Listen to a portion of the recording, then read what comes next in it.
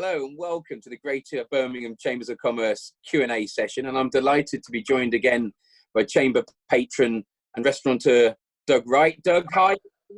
Good morning, Paul. How are you? Very well, thank you. I'm very well.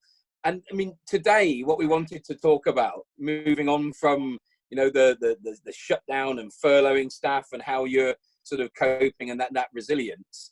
We're now sort of looking at the unlock and reopening, which is a positive in itself. But I mean, tell us what the latest is with your 20 restaurants and I suppose McDonald's in general in terms of reopening and getting back to serving customers again.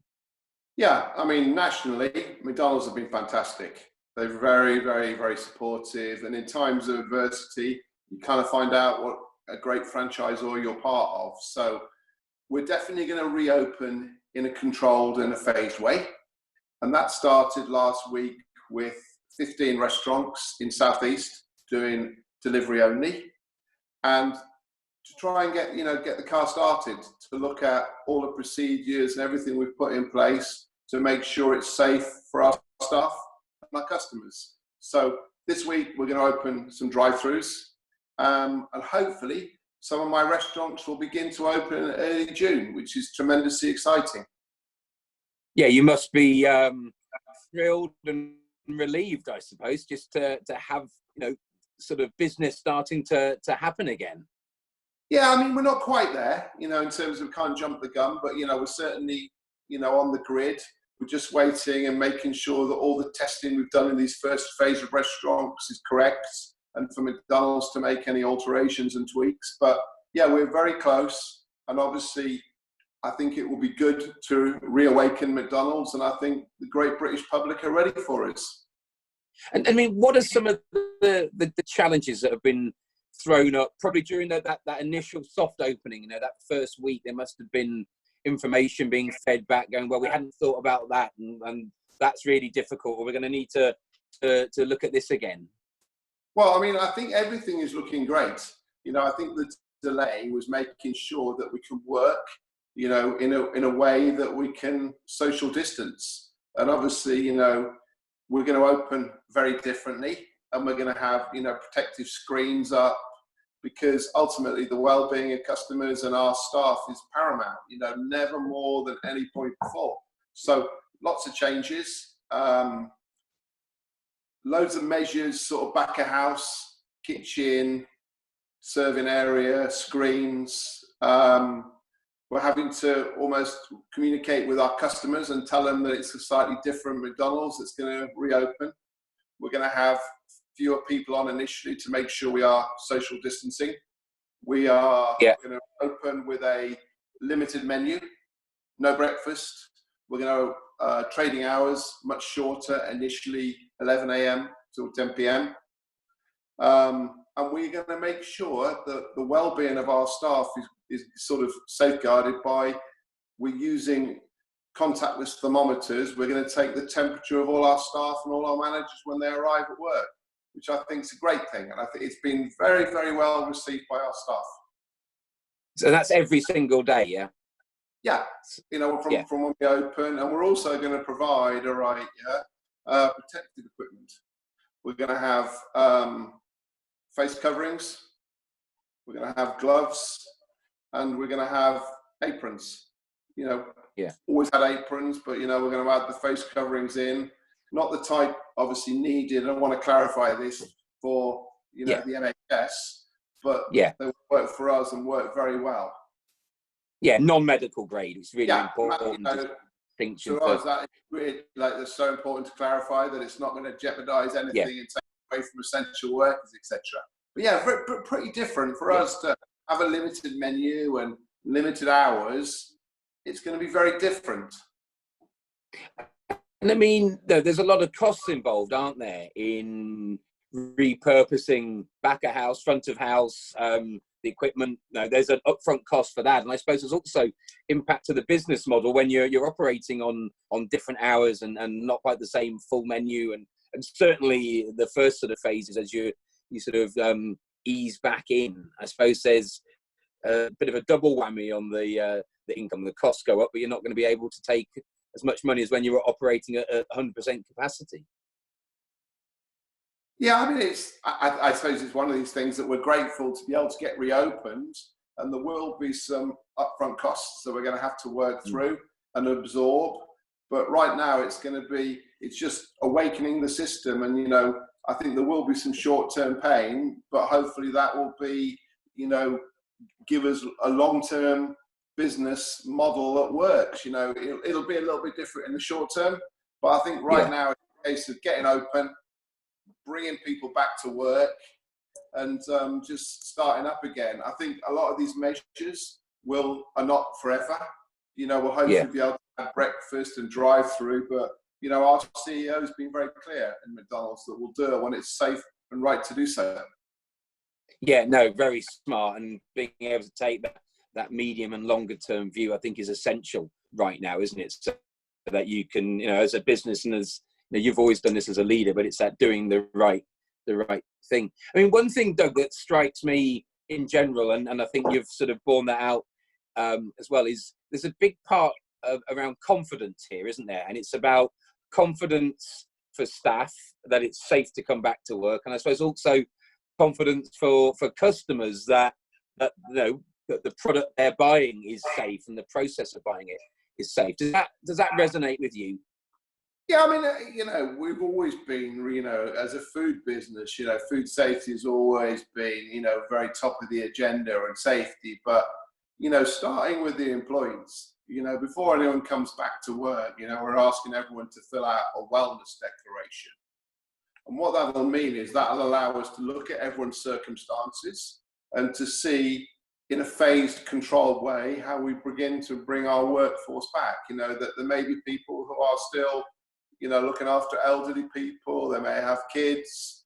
We'll do it in a respectful way. You know, it'll be very important that people feel comfortable coming back to work. And part of that is, as a responsible employer, showing them all the measures we've put in place to facilitate their return to work, because you've got to feel happy, you know, coming back into work. And, you know, happiness is start behind the counter, people being reassured of what we've done. And then that will get the employees happy and making sure the customers see what we've done. Because, you know, the two are hand in hand. The well-being of both is paramount if we are going to go successfully again. And what we've done in these test restaurants is prove that we can operate really safely, and most importantly, operate with the appropriate social distancing. That focus on your people, which is something that's, you know, all the conversations we've had over a number of years now always sort of comes through. I suppose is never more important now, and that's such an important message, isn't it, for people who are watching and thinking about their own businesses, be they a business owner or they're a member of staff. It's got to be people sort of led, hasn't it? Everything has to be factored in, and safety and staff's welfare has to be absolutely at the very top of the list, when the checklist, when you're working through ways of getting back to work. Yeah, I mean, you know, what we're going to be doing is engaging with everybody on a one-to-one basis, because this has affected everybody in so many different ways. So, you know, while some people are chomping at the bit and ready to return to work, others aren't quite ready to yet. But the purpose of the one-to-one conversation is to make sure that everything we're doing responsibly as a brand, we can communicate to our employees. And you know, throughout, from when we shut, you know, part of what we wanted to achieve, myself particularly, has wanted to make sure that every week we do communicate with all our staff and tell them, even when we've not had a lot to tell them, it's still great to check in. And, you know, people then feel reassured. And, you know, for us, the furlough scheme has been essential, but I think we've got as much work to do to defurlough people and then to bring them back according to their circumstances, not just ours. It's a two-way thing. And I suppose, no, very much so. And also, there's sort of knocking off the rust, isn't there? If you've had 8 or 9 weeks where you've not been, you know, behind the counter, you've not been doing what you normally do, you get out of the swing of it. And I suppose, you know, it won't be as simple as just coming back in and picking up where you you left off, it will take a little bit of time to, as I say, to sort of get back into the swing of things, which I suppose is part of the process that you're going through. Yeah, I mean, for us, we're lucky as well. We've got a portal. So in terms of people will have to do a little bit of pre-training online, which communicates everything that we're putting in place. So that's going to be good. So everyone will do that before they come back to work, get paid for doing that. But that just brings them up to speed of everything's changed, because boy, has it changed. Yeah. And I mean, imagine getting the supply chain cranked up as well must have been interesting. And I mean, how did you go about that? I mean, you've been keeping in touch with suppliers sort of throughout this period? We're lucky, because we have a national supply chain in terms of for all the food ingredients. And so for McDonald's, that is a huge logistical operation. For ourselves as local franchisees, that's been difficult to absorb. Numerous franchisees, myself included, have made huge food donations to homeless charity, Birmingham Children's Hospital, the Women's Hospital. So the food, one day you're open, the next day you're shut. It's hard work shutting, but to reawaken the supply chain is a massive thing, because we're a brand that when we shut, we were serving 2 or 3 million people a day. Yeah, the scale is phenomenal, isn't it? Yeah. I mean, one of the bits I wanted to ask you about was it's digital and the digital future. And again, I know that it's probably the last sort of 4 or 5 years, isn't it? McDonald's has really taken this to heart, and familiar with the restaurants would have seen the big screens when you walked in, and a real adoption of digital, and certainly McDelivery as well was taking, changing the business model. I mean, do you see that going forward now being, just exponentially more and more important, more a core part of how you do business? Yeah, I mean, I think the answer would be, of course. I think we're delighted we got it. I think that people, once they've stopped for 8 weeks, people have kept buying things and they've used apps. It's never, ever have we seen so many white vans out delivering things. So I think a brand that's going to be successful has got to move with their customers' needs. And I think, as the customer thinks, how do I want to get my McDonald's? We're very well placed in terms of we've got Uber Eats, our delivery partner. We've got a McDonald's app. We're in a good place. We've got a good platform, but who knows what percentage of customers are going to choose to have their order delivered? How many people are going to come to the restaurant? But I think as a brand, having, McDelivery, having the drive-through lane, so people have the comfort and convenience to use that as they see fit. And ultimately, we've got the restaurant experience as well. But, we're very fortunate that we have got digital at the heart of what we do. And I think that, my point would be that people will make changes during this period of not leaving their home. And I think we're well positioned to take advantage of that and to serve customers how they want to. I suppose it's that piece about personalization and customization, that customers want to order when they want and how they want. And never has that been so relevant as today.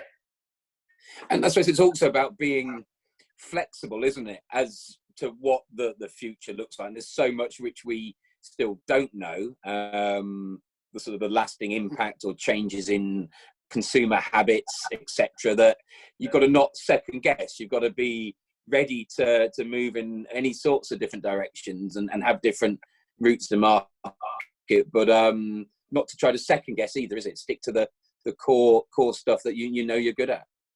Yeah, I think, to operate in today, you have to be customer centric. What does that mean? You just got to be customer led. You got what the customer wants. You've got to make sure your brand fits into their expectation. It's never ever been so important. And I think it will really change for everything. Who would have thought that you and I would have an interview on Zoom? I had a call from my managers this morning. I had 25 people who in the past would drive for miles and miles to come and have a meeting. We had our first meeting this morning, almost like an orientation meeting with a few of the managers. And, we had 25 on screen, and we had a brilliant meeting that took 28 minutes. Whereas in the past, it would involve 25 different sets of travel. So even in these short shutdown period during the pandemic, the 8 weeks, I think there's lots of companies who are going to act very differently across all. Yeah. Well, that's a great example, isn't it, of how straight away you're flexing and changing, taking advantage of new skills that we've learned. And I guess there's efficiencies in there. I mean, so you've started now to defurlough people and to bring them back. I mean, do you have a sense in your mind when you'll be running at 100% capacity? I wish I did, in terms of it's going to be very phased. And I guess it's going to be how, the external world deals with the pandemic, and, when there's a cure for it and everyone knows they've had it or been, can be treated for it. But I think what we'll do is, we're adding one service platform at a time. We're starting, it'll be drive-through only, or in the case of London, yes, they started with delivery, operate that for a while, make some changes, then add the delivery from the delivery, add the drive-through on. So I think you just got to start the car in a controlled way, in a safe way, learn from everything we do. And I wish it would be very soon, but I think it may be a little bit longer than we all want it to be. But I guess it's that thing about safety and well-being never being so important. So if I had a crystal ball, I'd love to say to you it'll be X, but I think it'll be determined on how everything happens in the outside world. But we have a plan, but it will be done in phase. Yeah, and having patient and having the right balance. And I think, as we've already covered, always making sure we're putting welfare and health right at the forefront for staff, for customers is essential. So, Doug, I mean, just to sort of two final questions to wrap up. Firstly, I mean, any messages for businesses who are just starting to think about getting back to the workplace and running through what you've been doing now for a number of weeks and are right on the cusp of actually sort of reopening? Yeah, I think patience is rewarded. I think the first thing to do is to work out in your own. I wouldn't want to tell people what to do, but in my advice would be work out how whatever you need to do when you reopen, that it's done with social distancing, because customers and your employees, if you want them to return to work, are going to expect that. We have a plan about how we're going to gradually unlock. And I think sometimes, resilience is key. Sitting down and thinking, how are we going to change? Don't feel sorry for yourself. It's happened. It's happened.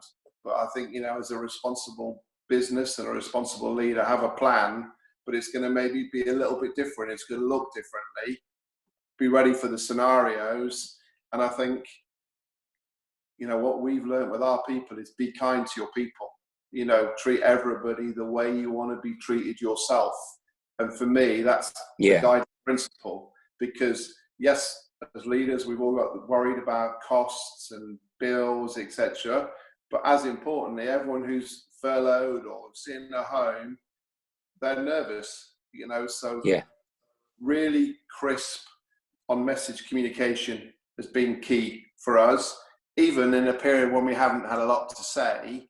But the kindness piece, defurloughing people, having conversations and bringing back people that suit their needs and the business needs. So there's an awful lot of things to think about, but the word for me that's really been important is calmness and be kind. Yeah.